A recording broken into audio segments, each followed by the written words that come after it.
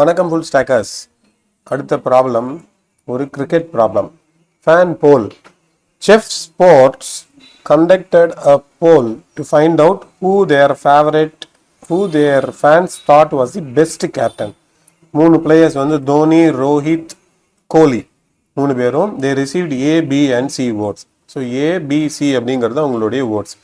Find out whether Dhoni won the poll if he received the maximum number of votes. Dhoni win ஆனாரா இல்லையா அப்படிங்கிறது தான் இப்போ கேள்வி. It is guaranteed that no two players received the same number of vote. ரெண்டு பேருக்கும் ஒரே ஓட்டு வரல, அதனால ட்ரா ஆக சான்ஸ் இல்லை. யாரோ ஒருத்தருக்கு தான் வந்து மேக்ஸிமம் ஓட் வந்திருக்கு. மூணு பேருக்கும் வேற வேற ஓட் தான். இப்போ input. The only line of input contains 3 space separated integer. ABC மூணு இன்டிஜர் வந்து இங்கே இன்புட்டாக வரப்போகுது. இது ஜாவா லாங்குவேஜ் அப்படிங்கிறதுனால first scanner object equal to new scanner of system.in.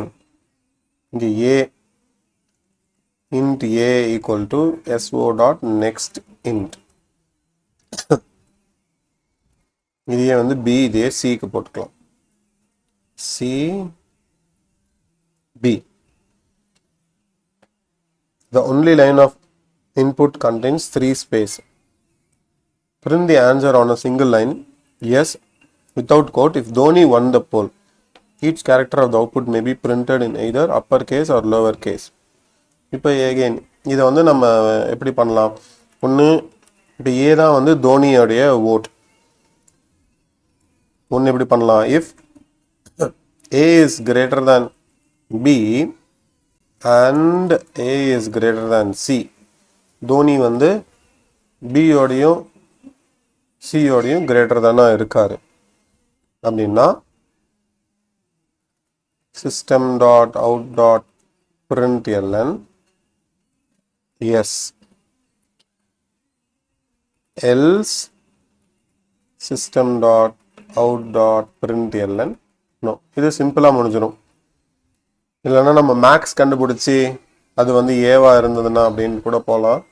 இது ஸ்ட்ரெயிட் ஃபார்வர்டாக இருக்கும். ஏ வந்து பியோட கிரேட்டராக இருக்கா, ஏ வந்து சியோட கிரேட்டராக இருக்கா.